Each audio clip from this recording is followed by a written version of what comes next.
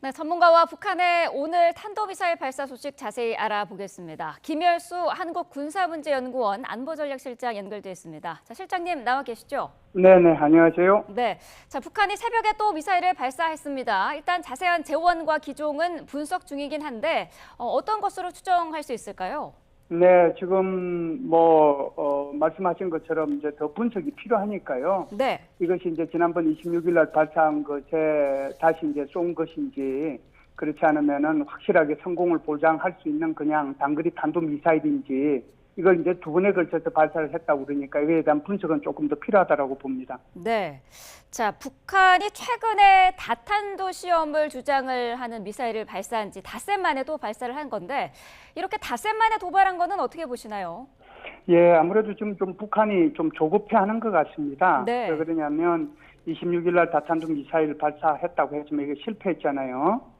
게다가 이제 한미일은 프리덤 엣지 훈련을 실시하고 있고 네. 날씨는 또 장마철이라 미사일 발사에 전혀 좀 적합하지는 않고 그럼에도 불구하고 지금 현재 노동당 전원회의는 진행 중이라서 뭔가 이렇게 좀 가시적인 성과가 필요한데 이런 것들이 잘 안 맞다 보니까 서둘러 발사하지 않았는가 이렇게 봅니다. 네, 어떤 가시적인 성과가 필요한 상황이다라고 말씀을 하셨는데 그렇죠. 지난달 26일 발사에 대해서 우리 측은 실패로 규정을 했고요. 북한은 다탄두 발사 시험 성공이라고 자평을 해서 엇갈린 반응도 있었습니다. 자, 이번 발사에서 지난번 시험을 보완하려고 했을 가능성도 있었을까요? 전혀 없다고 볼 수는 없는데 그것도 네. 조금 더 분석이 우선 필요하고요. 네. 지난번에 이제 북한은 이걸 발사하고 난 뒤에 다탄도 분리했고 유도 조정까지 마쳤다. 그래서 아주 성공적이라고 자평을 했잖아요. 네. 그런데 이제 우리 합참은 이게 하강 단계에서 이게 분리가 돼야 되고 그리고 이제 이게 다탄두라고 그러면은 하강 단계 분리될 때 탄두가 뚜렷이 구분돼야 되는데 오히려 이제 상승 단계에서 폭발을 한 거고, 네. 그리고 이제 폭발을 한 거고, 또 이제 파편이 이제 여러 가지로 파편이 이제 떨어져 나가는 것을 우리의 감시 장비를 통해 가지고 이걸 공개했잖아요. 네. 이런 차원에서 보면 아마 제가 볼 때는 합참의 분석과 합참의 영상 공개한 것을 이렇게 볼 때 북한의 이런 다탄두 분리를 위한 이런 미사일 발사는 실패했다고 보거든요. 네. 오늘 발사한 것이 이것에 대한 보완인지 아닌지는 조금 더 합참의 분석 결과가 나와야 아마 말씀을 드릴 수 있을 것 같습니다. 네. 자, 지난번 발사에 대해서 우리 군은 너무 초기 단계에 폭발을 했기 때문에 분석할 상황도 아니었다 그런 입장이었는데요. 자, 북한은 어쨌든 다탄두 극초음속 미사일 개발 중에 있는데 어떤 무기 체계인지도 궁금하거든요. 어떻습니까? 여기서 이제 두 가지로 좀 말씀을 드려야 되는데요. 네. 우선 극초음속이라는 거하고 다탄두라고 하는 게 이 두 개가 결합된 것이 않습니까? 네. 그래서 극초음속이라고 하는 것은 마 5 이상의 이렇게 속도를 내는 미사일을 극초음속 미사일이라고 그러거든요. 네. 그런데 이 극초음속 미사일이라는 것이 갑자기 이렇게 날아가다가 풀업 기능, 갑자기 이제 위로 올라갔다가 떨어지기도 하고 또 할강할 수 있는 기능도 있어요. 그렇기 때문에 이 극초음속 미사일은 요격을 굉장히 어렵게 하는 기술입니다. 네. 그렇기 때문에 이제 극초음속 미사일을 너도 나도 이제 만들려고 하는 것이죠. 두 번째, 다탄두 미사일이라고 하면 통상 미사일은 단거리 미사일 같은 경우는 탄두가 한 개만 있지 않습니까? 네. 그런데 탄두가 여러 개로 분리되는 거거든요. 그래서 서로 다른 목표를 찾아가서 이제 목표를 격파하는 건데 작게는 한 3개 정도 들어가고 많게는 한 15개의 탄두가 들어갈 수 있는 거거든요. 네. 이것을 우리는 전문 용어로 MIRV라고 얘기를 합니다. 북한은 지난 1월 달하고 4월 달하고 극초음속 미사일은 기술이 성공했다라고 이제 발표를 했고 그때 시험도 했는데 네. 사실 이 부분은 성공한 것으로 보입니다. 아하. 그러나 다탄두 기술은 이제 지난번 26일 날 발사했던 것처럼 실패했거든요. 네. 그래서 이제 다탄두 기술이 왜 중요하냐면 결국은 ICBM이든 또는 IRBM이든 이 미사일의 신뢰성을 높이기 위해서는 요격이 안 되고 목표를 찾아가서 이걸 목표를 타격할 수 있어야 되잖아요. 네. 그런데 이제 이 다탄두 기술과 재진입 기술은 아마 이런 IRBM이나 ICBM의 신뢰성을 담보하기 위한 마지막 기술이라고 볼 수 있는데 이 기술들을 지금 북한이 시험하고 있고 그 과정에서 실패했다 이렇게 볼 수가 있죠. 그렇다면 이 다탄두 기술을 가지고 있다, 성공했다라는 것을 과시하기 위한 앞으로의 시험이라든지 이런 부분이 계속 있을 수 있겠네요. 그렇죠. 아마 북한은 이 다탄두를 개발하기 위해서 끊임없이 아마 여기 시험 발사를 하게 될 거고요. 네. 북한이 2021년도에 제6차 당 노동당 대회를 통해 가지고 그때 이제 5대 핵심 기술을 얘기했는데 네. 이 다탄두 기술을 확보하는 것이 핵심 기술이라고 그랬거든요.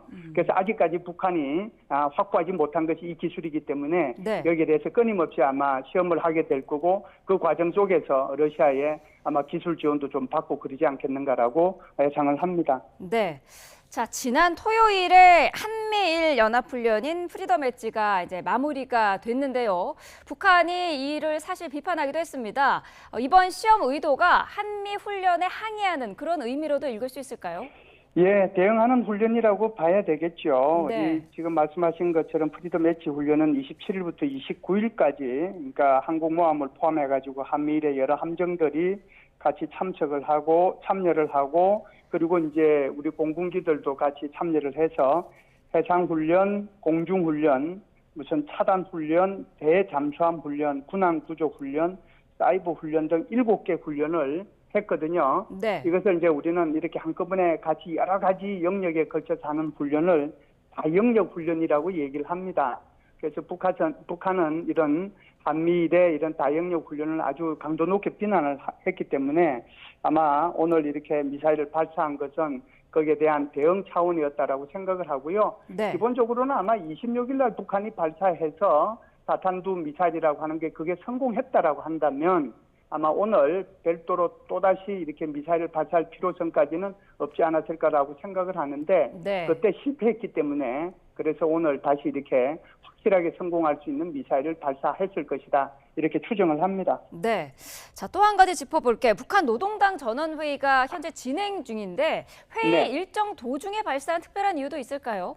그럼요. 제가 이제 모두에 말씀드리다시피 북한이 지금 급하죠. 뭔가 네. 이렇게 성과를 내야 되는데 지금 이제 군사 분야의 성과를 이렇게 축포처럼 이렇게 이제 주민들한테 보여줘야 되는데 그게 전혀 지금 안 보였잖아요. 아하. 오히려 26일 날 이제 발사한 것이 그게 성공이었다라고 하면은 그것을 이제 노동당 중앙위원회 전원회의를 통해 가지고 이것을 계속해서 이제 이렇게 과대 포장해서 이렇게 뭔가를 과시적인 성과를 얻었다라고 얘기를 할 텐데 네. 그러지 못하다 보니까 이제 아마 오늘 이렇게 뭐 한 발이든 두 발이든 또는 몇 발이든 이런 단거리 탄도 미사일 발사를 하지 않았는가라 생각하고요. 네. 특히 이제 그제 같은 경우에는 경제 분야에 초점을 맞췄는데 아마 어제나 오늘까지는 아마 주로 군사 분야에 초점을 맞추고 한미 간에 체결된 포괄적 전략 동반자 관계에 대한 것들을 아마 논의하게 될 거거든요. 네. 아마 이런 시기에 맞춰서 이렇게 미사일을 발사하지 않았나라고 생각을 합니다. 네. 자, 전원회의 그림을 저희가 보여드리고 있습니다만은 이 전원회의 참석자들이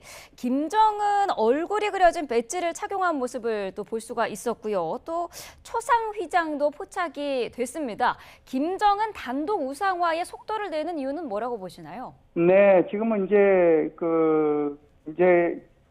김정은이가 여기 이제 자신의 세계를 꾸민 게 어떻게 보면은 뭐 14년차 이렇게 되잖아요. 네. 그런데 이제 이것은 아마 김정은의 우상화가 곧 시작될 것이다라고 이제 예상했던 사람들은 아마 4월 달에 김일성 생일 때 뭐 이걸 김일성 생일을 북한에서는 태양절이라고 얘기를 하잖아요. 네. 그런데 이거 태양절을 4월의 명절 또는 4.15 명절로 아주 격화를 시켰거든요.